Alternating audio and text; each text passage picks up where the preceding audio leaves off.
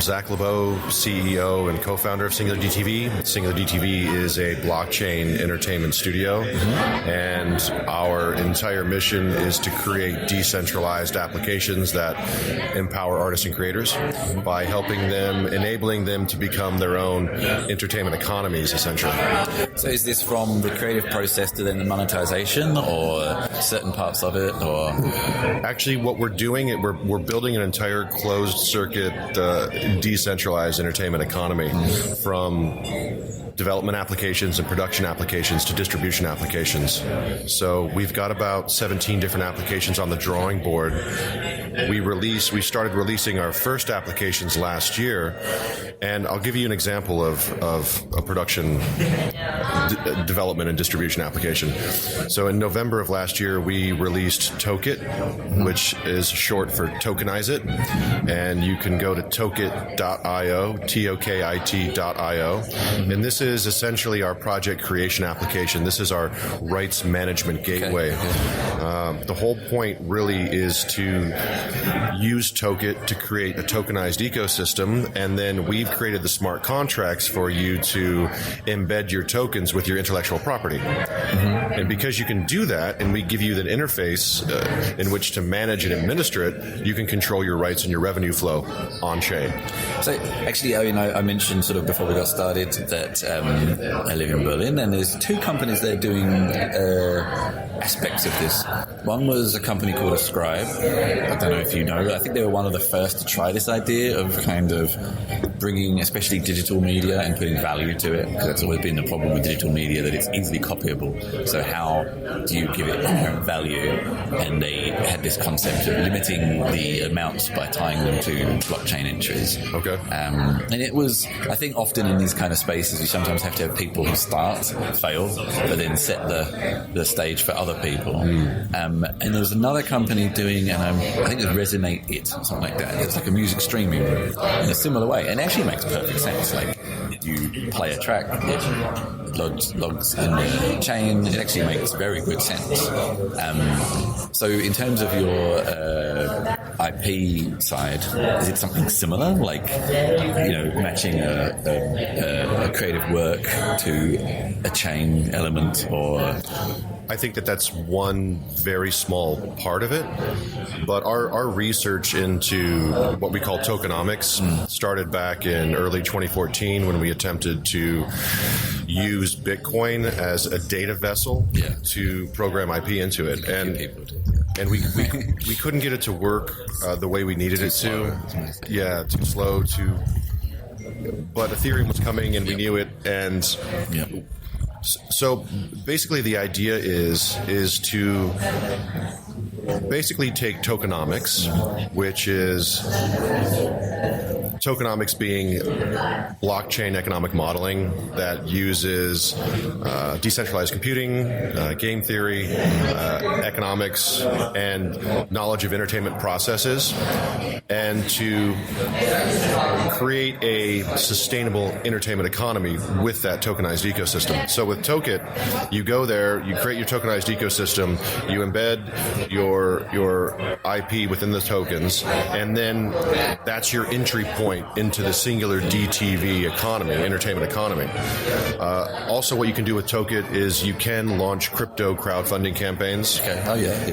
And this does help established artists to onboard their fan base, or new artists to actually grow their fan base. That's an example of one of our development applications. A production application that we have and that came out, Tokit came out last November, and it's actually doing quite well. We're on our 40th campaign now. By the end of this month, it'll have generated about $2 million in revenue. Just out of interest, what are the sorts of artists who have used it? Are they mostly more underground, or have you managed to attract a couple of bigger names? Well, the very first tokenized ecosystem and artist campaign we launched was Grammatic, who is internationally renowned artist, EDM producer, musician. And he created his own tokenized ecosystem made 100 million tokens, embedded his IP in those tokens, launched 25% of them to the public, and raised $2.25 million worth of Ether, which is actually grown now because Ether was like 300 then. Yeah. Oh, good, because it has been up and down a bit. So the entire point for him is to use that money that he collected to create projects and then to put on his EtherVision channel, which is EtherVision is our distribution application. So this is a peer-to-peer decentralized distribution portal for artists and creators. And that the beta and the version 1.0 is coming out this year. But that's an example of you got some well-known musician. You got Tokit, which I'm assuming Tok has the same meaning in American English. Yes. And EtherVision, which Ether also has. You got a lot of interesting references going on here for the creative industries. They could be layered, that's for sure. But also, one of the best things about Tokit is that the emerging or undiscovered artists, Javier Borallo, he's from Guatemala. He came out of nowhere and started a campaign and a tokenized ecosystem on Tokit. And it's amazing because all he needed was like $80,000-$90,000 to make his feature film. And I was talking to him and I was like, Javier, what's it like down there in Guatemala? What's the film industry like? And he basically said, if you have a camera, you're the film industry. And it was really gratifying, satisfying to us to see that he could create his own tokenized ecosystem, have a successful raise the money for his first film, and now he's in production. Another example is Casey Pearl, an amazing singer, musician out of London. And she's never made an album before because every time she got the opportunity, they always wanted to change who she is. So she discovered Tokit, came on there, and because of she's making her first album. She raised enough money to make her first album, and that's what, for me personally, Tokit is really all about. I have this is leading to a question which I'll get to in a minute, but how is the actual media? Is the media handled by the platform as well, or is it just linked to on a Amazon S3 bucket or whatever? Like, it's up to you, or does the platform actually host the media files as well?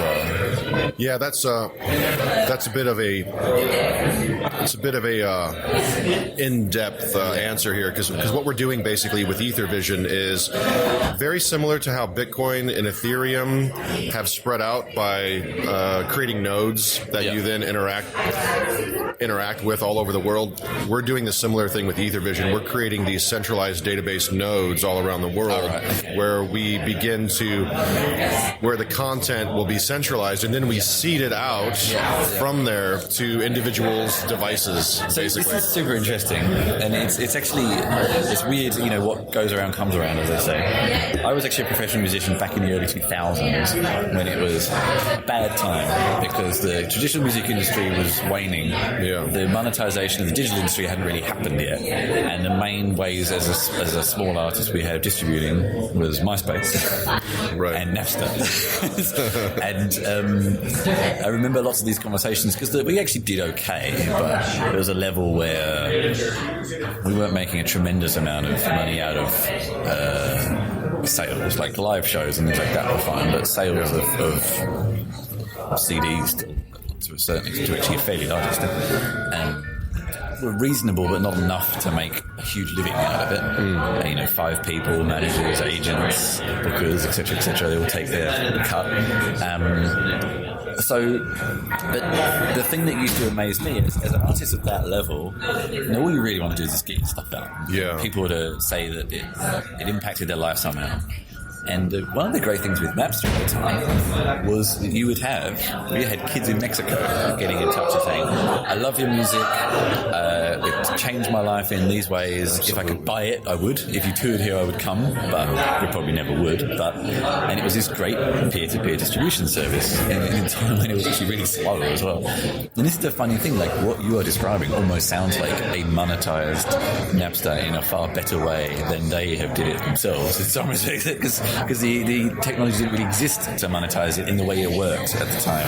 And it's quite interesting to hear the way you described it. It's interesting that you make that comparison, and I've thought about this. We've thought about this a lot, and the major difference is that through the data network convergence that blockchain provides, and because we're able to use that to embed tokens basically with IP that control rights and revenue flow, that's the major difference, because basically what can happen is, and we're in South by Southwest right now, and I had a panel yesterday in which we had 3 of our use cases, test cases on, and Grammatic was there because he had tokenized himself and he's putting all of his music on his EtherVision channel.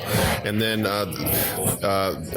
Nate Balatin from XYZ, he's a producer. We're making a movie with him, and we're basically tokenizing the film, and the objective for the film is to, through tokenomics, is number 1, recoup the entire production budget before the movie's ever released, and number 2, after release, to use tokenomics to basically increase the value of the token so that we can liquidate those tokens to fund subsequent seasons or sequels. And then the third person we had on the panel is a young writer filmmaker from Tajikistan who's making her first short film, and then after that her feature. And it occurred to me in the as we were sitting there that basically, because everyone's in control of their rights, because they all have that administrative control over their IP, anybody, any fan, for example, can then go onto EtherVision, start their own channel, take all of Grammatic's music, put it on their channel, all of the sci-fi movie that we're doing with XYZ on their channel, all of this Tajikistani filmmaker's stuff, put it on their channel, and then basically monetize it, and all the revenue is still due and goes directly to Grammatic and to XYZ and to everybody else, because the rights flow is inherent in the tokens, and all they do, that curator does, is maybe just put a little transaction fee on there. You know, and it's kind of the best parts of like Napster, YouTube, and remix culture all in one. So theoretically, if we make it convenient enough for anyone around the world to have access to content, inherently by the way the rights flow on the blockchain, maybe that'll actually do something to get rid, or to help get rid of piracy. Well, yeah, I mean, if piracy is almost sanctioned through transaction fees, it's not really piracy anymore, anyway. It's just sharing, proper sharing. That curator could take all of his or her favorite music and movies, put it on their own personal channel. We won't allow them to charge any more than probably 5 to 10% per transaction, and all the rest of that will go straight to the artists and the projects. So, actually, I mean, kind of let's bring this into more pragmatic realism. You know, that artist has to pay their landlord the rent, etc. Right. How possible and easy is it to convert those tokens into money that the landlord will understand? You know, unfortunately. Yes. Well, in places like the United States and all throughout Europe, it's very easy. It's quite easy to take your crypto and to turn it into fiat. And things, you know, Coinbase is a huge company that's sweeping across the world, and that you can turn crypto into US dollars, euros, etc. But in places like Guatemala, for example, Javier is having a very difficult time putting his ether into quetzals. I think that's the so it's an issue. It definitely is an issue for some of the underdeveloped areas of the world right now. But the thing is, this gives us the opportunity to try to come up with some solutions down there in Guatemala. Decentralized exchanges would help in some respects, although then you have another kind of negotiation process, unfortunately. Yeah, and that's the issue too, because as soon as you actually start to touch crypto to fiat, all sorts of regulations from all sorts of jurisdictions start to come into play. Yeah, it's kind of one of those. I mean, even when I first started traveling around a bit and I was wanting to pay a landlord with PayPal, like something pretty well established, like very, very hard. This is going to be a long process. And I actually did get my landlord to take Bitcoin. And it's better known. I did. And then it took about a year to then transition him to get it to take Ether. Yeah. So actually, I was at CCC in Germany over Christmas time. I don't know if you know CCC. I don't know how well it is known here. I don't know. It's a huge, the Chaos Community communication camp, like the Hamburg Hacker Club, and it's a huge like hacker conference. I'm pretty sure there's an American equivalent. It's been running for like 35 years. Wow. Okay. And I stayed in an apartment in the center of town, and that accepted Bitcoin. So if they were just doing it for that period, knowing there'd be a lot of people there who might have some, it was kind of weird. So it's the first time I'd ever seen like you can pay for a hotel. I was just in Japan. We've established an office there, and we're doing a lot of things in Japan. And I was surprised to see how more mainstream crypto and Bitcoin and everything is in Tokyo. Yeah, I mean, you'll walk down the street and you'll see reference to it in billboards or commercials, and they even have these music idol groups that personify cryptocurrencies as well. Yeah, you know, like the Spice Girls were, you know, Posh Spice or whatever. In Tokyo now, the crypto is like one represents Litecoin or one represents something else, and it's kind of interesting. So they keep adding members all the time. So I mean, let's take another kind of current sort of traditional, in very big quotes, platform for artists to raise funds for projects, something like Kickstarter, Indiegogo. Right. And I mean, the bonus with platforms like that is there's some mechanisms there for projects that don't deliver. Do you have anything like that baked in? You're asking about mechanisms that don't deliver? No, like, so if the artist says, I'm going to make an album and it doesn't. Oh, right, right. Yeah, well, on the blockchain, then their reputation would be ruined, and then their token would be worthless, and they would have to contend with the public and the audience that they got to buy their tokens in the first place. Yeah, you know, Token is kind of a crypto Kickstarter, except the major difference is that we have a number of different economic models that the artist can choose from so that they can really figure out how they want their audience to participate. There's the straight up sort of revenue system, which when an artist distributes their tokens and they put revenue into their tokens, because every time they monetize anything on the blockchain, that revenue goes automatically into their token. So every token holder pro rata has in that portion of that revenue. That's one model. In a lot of different countries, that's considered a security. So we have a whole new different thing going on how we actually maneuver around that. And then there's also the entire consumption burn model as well, basically where every time that an artist's content is consumed on their EtherVision channel, a certain amount of their token is burned forever. So their token becomes deflationary.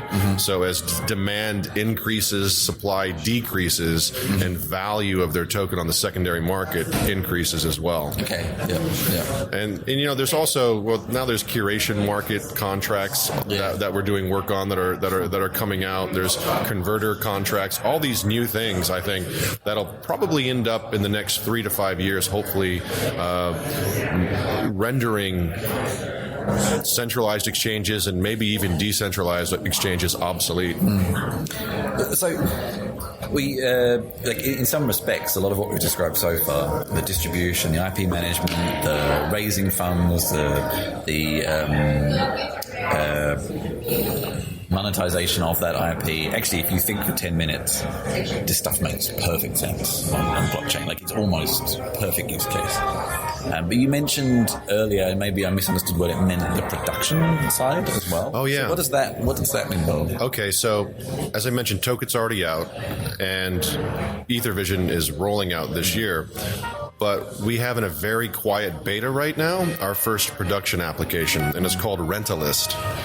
And Rentalist is basically a Airbnb style equipment rental, location service hiring, crew service hiring application. So it's not actual media production; it's the various other kind of units of value you need to produce. Yes. It's basically, you know, Rentalist pretty much came from the idea of, I've got a bunch of cameras lying around. I'm in New York. There's loads of filmmakers here. How come my cameras that I'm not using aren't being used right now? Pay them in tokens, I guess. Yeah. Well, the thing is, we one of our mottos is tokenize anything, tokenize everything. So, yeah, we tokenize Rentalist as well, and there's a Rentalist token, and it's used as incentives and promotions for the Rentalist network and community. But that's going well in New York, and we're going to roll that out and make it more public and start having it spread across the U.S. and maybe into Europe this year as well. So, I mean, it actually sounds a really cool idea. Like, what sort of creatives is it open to right now? I mean, I do podcasts and video casts. Like, was it you mostly looking for filmmakers and musicians? No, anyone that has the passion and has a file that is digital, whether it be podcast, an application, a game, whatever, they're welcome on EtherVision. And in fact, I'd love to talk to you more about that when we get our beta of EtherVision out. No, definitely. Yeah. It sounds actually. I mean, but very practically speaking, like what functionality is there for things like RSS feeds and notifications, that kind of stuff. Yeah, it's interesting because EtherVision is a place not where you just go to listen to music or just watch movies, but it's for all artistic entertainment mediums. But the social aspect of it, the social media aspect of it as well, is something that we're building into it right now. So it will be it will have a lot of social media components, and it will be something that is more interactive between the artist, the creator, and the audience and fan base. So yeah, we'll update you on a lot more of those specifics. It sounds super cool. I mean, it's funny because it almost feels like when I was I still am a creative person, but when I was more like that doesn't sound right. When I was a musician, I don't know. I'm still creative now. In fact, I think I'm more than I was then. It was, you had kind of these ideals of, like we actually had this weird concept of franchise bands.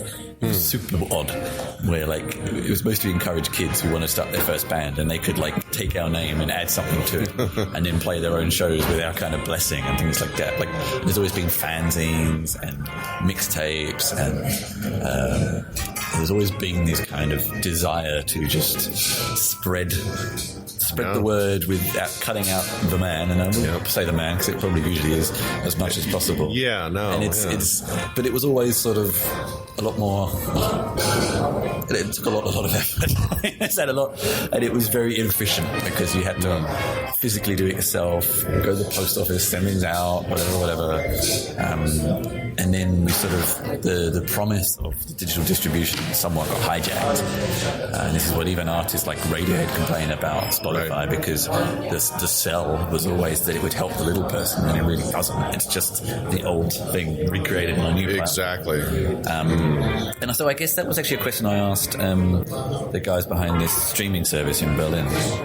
It's like, how do you tread that fine line of you want to bring larger artists to the platform to bring more people to your platform, more revenue to you, etc., without going too far over that line of just ruining it and making it just like Spotify? Right.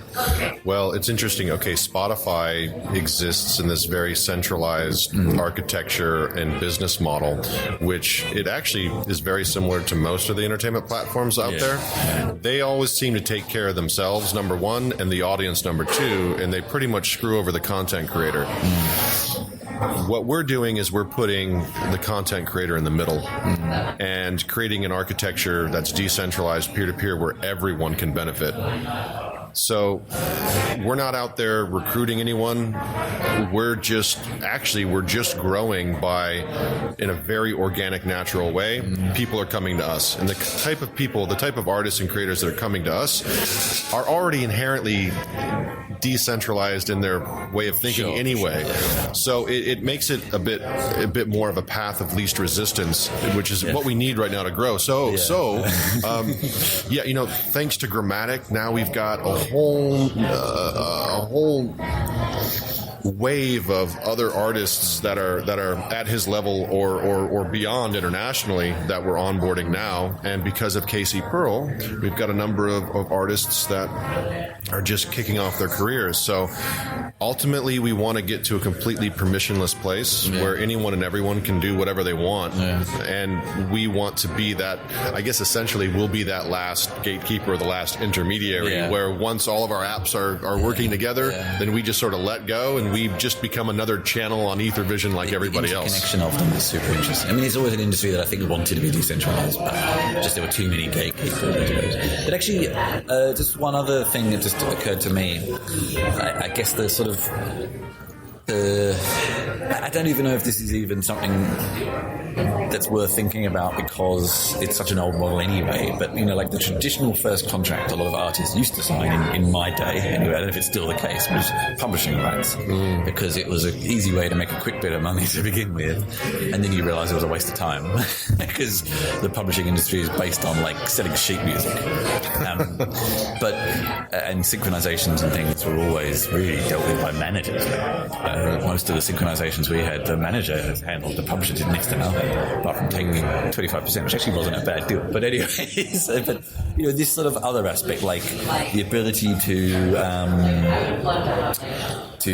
tokenize out my IP to another filmmaker for a soundtrack who isn't on the platform, maybe, or is the encouragement to say, well, if you like that, then you have to use the platform. It's like dealing with a publisher, but I don't know. I'm not sure if it's even really possible because you probably have to just delve into a world that isn't interested in that kind of decentralized mechanism. They want to, I don't know. Yeah. People sometimes ask me, okay, you're basically onboarding artist revenue to the blockchain so it can be transparent and instantaneous in its collection and all this.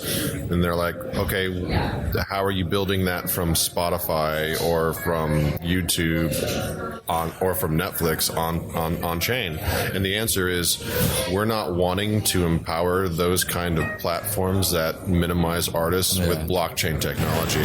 So the way we're going about it is that, we're creating an alternative that's completely on chain. And you know what? We're totally good with people, you know, the same company in Germany or whatever. If as long as they're on chain, great. Why not be compatible? Why not have, you know, but let's just take it all decentralized, you know? We'll build a whole new decentralized entertainment industry, you know? It's actually, I mean, it starts to come, like, so the EU, I think, is about to pass in May, which is amazing, and I'm surprised it took so long in some respects, a EU-wide sort of rights, I'm not sure the word is. So basically, at the moment, in each EU country, you get different Netflix catalogs. iTunes, you get different iTunes catalogs. Right. And now they're actually going to change it. So in the EU, you get the same everywhere. That's a step in the right direction. Yeah, and this is always kind of, to me, was always the promise of Netflix too. And I felt like when they did all the VPN stuff, it was a concession to the industry to get to the final goal of having like a global catalogue. But the industry still is 10 years from now. But in some respects, what you're doing is kind of like, well, whilst you're trying to negotiate with the old school, we'll just sort of do it from scratch in a different way. And that's it. That's the thing. EtherVision will be regionless and universal. Yeah, of course. And that's and when we were just in Japan, we've been spending a lot of time there this year. They were telling us how Netflix tried to enter the market there, and they were, and in their opinion, Netflix failed because they were going through this cultural standardization type strategy of trying to force English-speaking Hollywood-type content on the Japanese market. Yeah. So when we went in there, we were like, okay, let's not do that. Let's basically try to get put together, Japanese artists to create Japanese content for the Japanese audience. I have found with them, I mean, it's offered a bit of a tangent. They take their time a bit. Like, so Netflix has been in Germany for 3 or 4 years, and only really in the past 6 months have they started making German productions in Germany, German language. Right. And the nice thing about it always, especially because it tends to attract a more international crowd, and I mean that even by the Germans, is you always have subtitles and dubbing available in every language, which means you can have a mixed, you can have your friends around from 3 different countries and everyone's happy, which is kind of nice. Definitely. Yeah, they've just started making German stuff actually, so it takes, I suppose, it takes time to make contracts and things like that. Oh, it's not easy. It's not easy. Even in the best case scenarios, it takes time, especially when, like, let's say you may be an Anglo-centric or English-speaking enterprise and you're going to a completely different culture and language and country. It does take time, even in the best of situations. So, I mean, you've already mentioned quite a few things that are coming up. Ethervision is coming up soon. Yes. The beta of the Rentalist, and there was something else. To be honest, well, my question was, apart from all those things, is there anything else on the roadmap for the next 6 months that you want to mention? I hope think it's not. Probably enough. I hope not. You know, our team has been growing very rapidly. We're really fortunate to be getting an amazing energy and mind base together. So, yeah, we're just going to take it organically and hope that, all the blockchain plans that we have will come to fruition because scaling is solved. So, but we have been working on our own private blockchain initiative as well to as sort of like a backup generator in case the public chains don't scale fast enough. Mm-hmm. So we're starting to enter into the mentality of why can't there just be thousands of chains interconnected, living in harmony together, rather than just this centralized view of one dominant chain. So I mean, we didn't actually get into the technical details, but you're currently using Ethereum. Yes. And are you using any kind of sidechain linking stuff, or is it all just Ethereum? Right? We're exclusively on Ethereum right now, but you'll hear more about Plug, which is coming out this year. That's actually a cross-chain initiative that we're involved with, and that's being headed by Cadre out of London and Centrality out of Auckland. And this is the initiative to basically, build a blockchain architecture that we can use and recreate, possibly just for application by application. So maybe one chain per application, but also as an adapter to one chain per artist, maybe. For example, because there might be one artist out there that would just, due to their popularity, dominate all the transaction capability of a single protocol. But this is why it's still early. It's so early days. It's so early days. It's all an experiment. It's all just we're making it up as we go. So everyone is. No matter what they say.